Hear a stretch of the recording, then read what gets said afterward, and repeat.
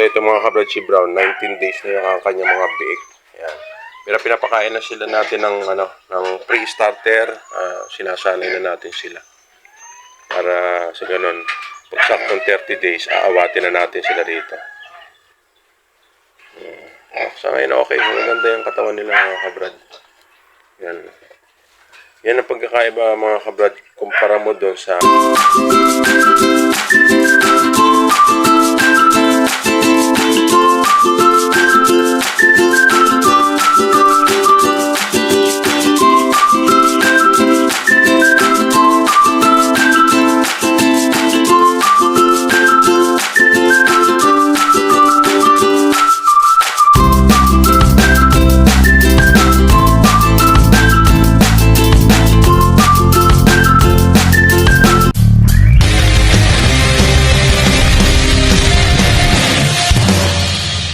Brad, isang napakagandang umagang muli sa ating lahat. At ngayon bababa tayo dito sa farm natin. Ito nga, si Mimoy dala-dala yung sapal ng taho. Kahapon pa natin yung binili mga kabrad, kaya lang maulan kahapon, kaya hindi natin nahatid. Yung pala dito hindi umulan.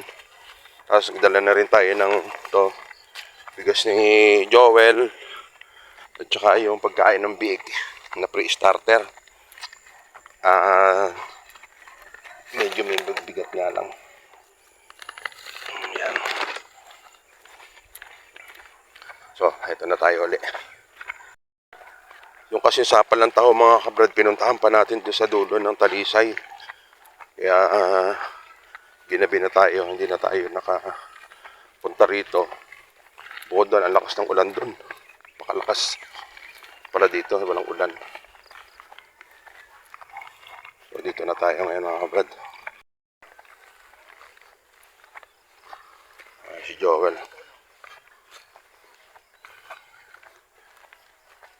Well. Ha? Ano? Meron pa doon mais. Ano mga, well, bigas mo. Sabi mo. Ilang piraso yan? Yung sapal mo? Isa lang. Kasi, naisali na pala ni Kamantig. Umamot lang ako ng isang sako. Pero Sabado, sabi ko, bigyan ako ng 3. 3 sako. Wala ka bang gas?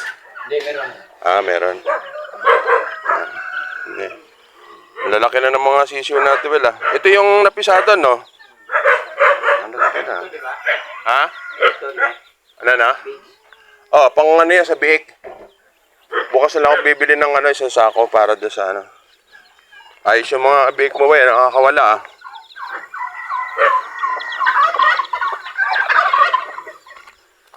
Yung pabo, pinawala na ni Joel pag gagalito umaga, lalo na pag nandito siya.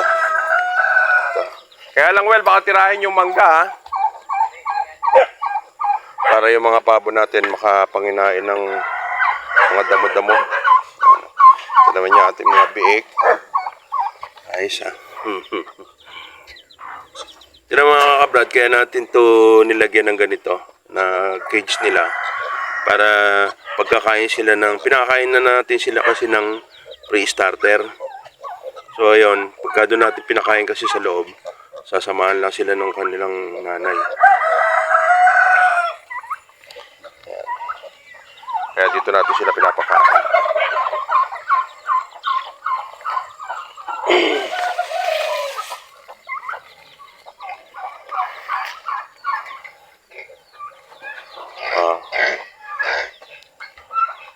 Nasa labas mo ang anak mo, no? Tapos may mo kagad dyan, isaling kagad yung sapal. Isa lang nakuha natin sapal, pero okay lang. At least malaking kabawasan dun sa pagkain ng ating mga alaga. Dahil ito malalakas na ito magkipagkain.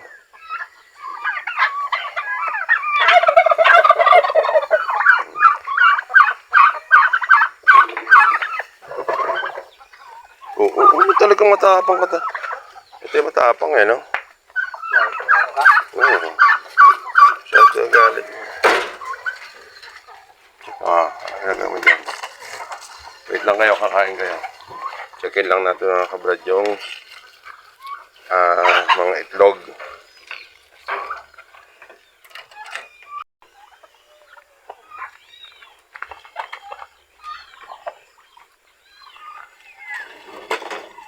Ayan na pala, ilan na ni Be dito yung lupa. Ito na pala mo, ayan na pala ni Be eh. Yung lupa, papatagin mo na lang. Ayan o.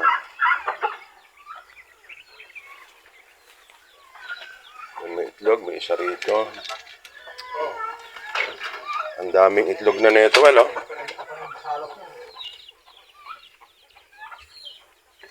Pero bukas daw may order bukas daw dadating. Na, Sabi ni Kamandi. ayo, Ganito sa sapal. dito may isa. Yung lagay ata natin yun, tapos dito may isa. Tapos meron ditong nakaupo.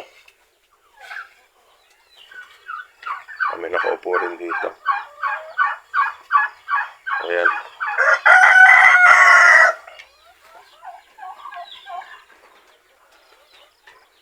Well, itong mga itlog na pula nito sa ano to, sa Plymouth, no? Tsaka Rhode Island. Yung ang daming itlog nito, well, oh.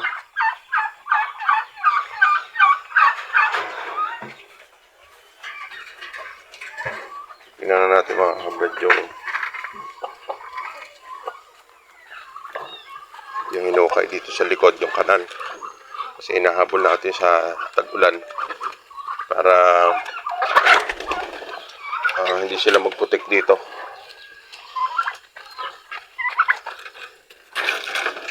Ito talaga, ito hanggang ngayon, di ka pa nagbabago, ha?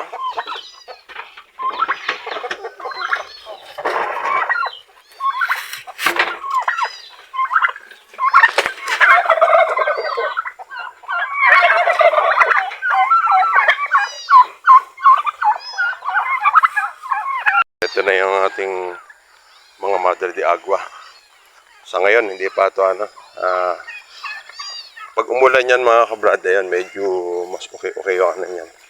Sa linggo na natin ito itatanim yung iba. Tingnan natin yung kanal na pinahukay natin. Ayan. Ayan, kailangan kasi nito may kanal talaga eh. Okay na. Kasi yung tubig dito pababa. So, hindi na siguro pupunta doon sa ating mga alaga yung tubig. Pagka ngayon itong lupa na ito mga kabrad, itatambak natin doon para tumaas nila. Kinainaman na ito mga kabrad yung mga pabo. Ayan. Magiging pagkain nila yung damo na yan. Dito naman kasi si Joel, hindi ko muna pinapaalis. Oo. Tingnan mamaya kakain ka. Wait lang.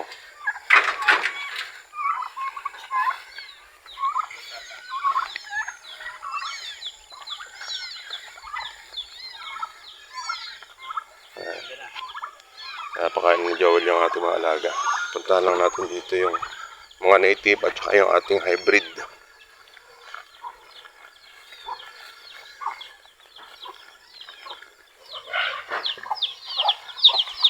Tuntua sila, well, Tuntua sila. Eh, pag pinapakain mo, saan mo sila pinapakain ng ano? Sa labangan. Lilinisin mo lang para ano. Ito yung napisa dati rito na dinala natin. Ang lalaki na, oh.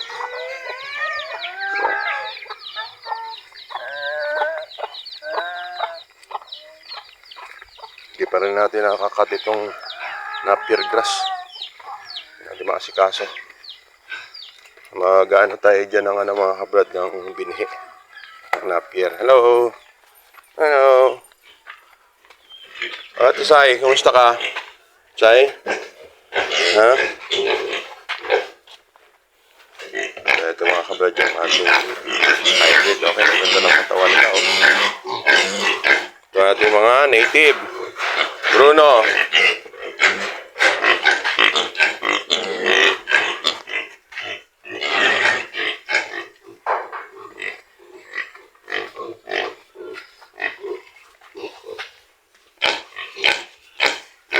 Ang ganda ng katawan nila. At Chito Chay. Wait lang kayo. Kain lang kayo.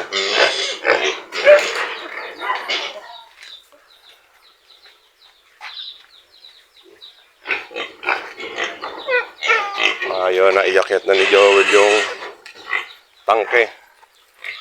Nalinis mo na to, Well? Yung tangke? Kaya lang, hindi, dapat nilapad-lapadan mo yung ano. Oo nga, hindi, kailangan malapad yan. Yung pwesto niya. Hindi, sakto lang eh. Lalaparan yan. Daan papunta doon. Ito yung ano.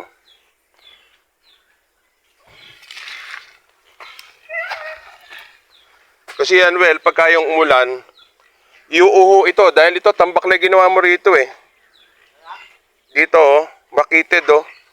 Pag yan ay umulan ng umulan, delikado, babagsak yan.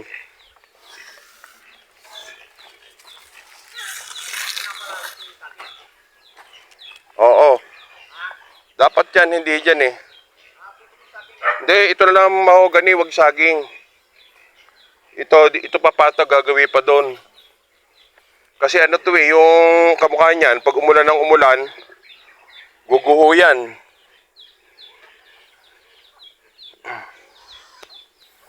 So ito, magiging mangyayari niyan, yung supply ng tubig sa lahat, dito naman gagaling. Ayan.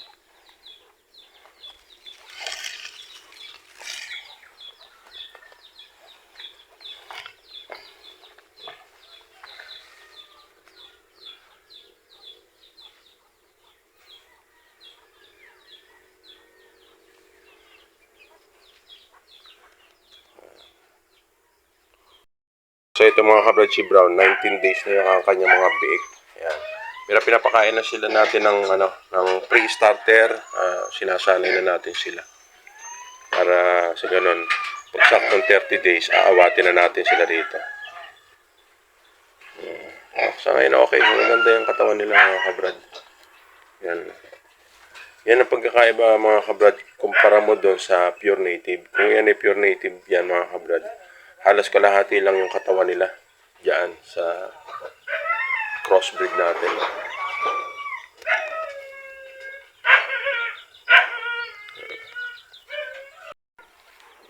Well, yung bibe, hindi pa, well, nagani bibe, no? Yung bibe, hindi pa nag, kinakasta na siya. Oo nga. Kaya nga, yung pagkain nila, lagyan mo ng mais. Bumili rin tayo ng mais para madagdagan yung sa pagkain natin ng ating mga alagang manok tsaka sa pabo. Dinagdagan natin ng mais, yung breeder tsaka yung sapal ng tao. Ayan. So mga ilang panahon lang to, dahil ilang week na lang to, mangingitlog na yung ating mga bibi na yan, dalawa. Ayan, dito sila mangingitlog. Sama-sama muna sila ng manok dito, tsaka na lang sila natin ibubukod pag marami na silang may mga sisiw na.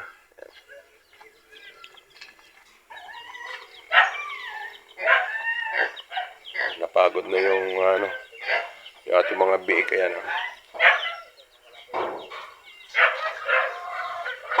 Dito kasi malaya silang nakakalabas-pasok yan. Kaya natin ito mga kabrad tinakpan.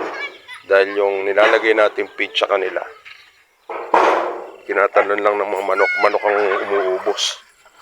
Ayan, kamukha niyan. Steady lang yung feeds doon, nandun. Mamaya, pag nagutom yung mga biik na yan, lalabas yan. Yan. Ganyan na ginagawa natin dito sa ating mga biik.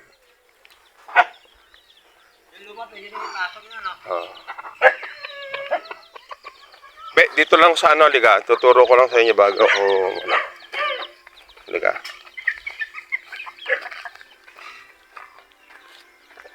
Yun lang kasi dapat maipwesto natin ng maayos na yung na yon, yung drum. Kaya lang, dito natin ililipat. Yung kasi nagawa ni Joel, makitid kasi posible pa yon pag umulan, bago gumuho. Dahil walang nakaprotect na, walang nakaharang.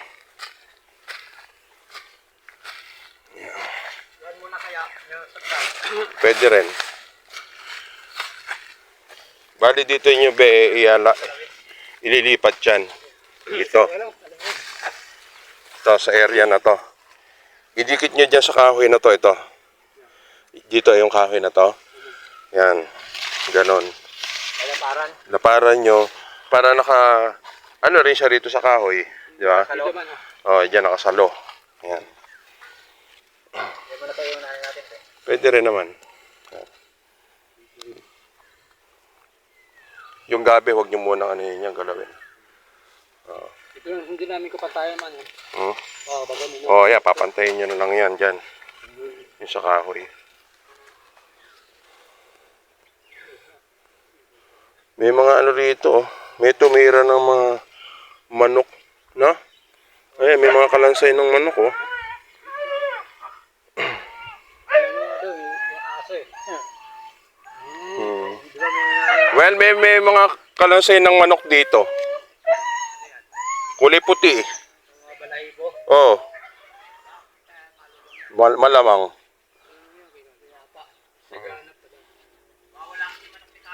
Oh, ito, oh. Pero matagal na to, ayan, no? Kalansay na eh. Kaya sabi, ganito, ha. Ito, kapantayanan niya, ito. Ayan.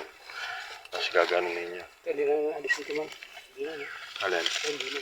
Ayan, pwede niyang alisin yan. Ano ba yan? Mangga yan, di ba? Mangga ba? Hindi, na. Ito lang hindi. Oh, ayan. Ito, pwede yan natin tanggalin ito. Yan, mga ganito. Yun siguro ba, kahit hindi na yan, ito. Ay, hindi na. Hindi naman siguro madadali yun. Basta lumapat lang siya rito. Okay na yun. Tapos nakasalo rito sa putol na puno na to.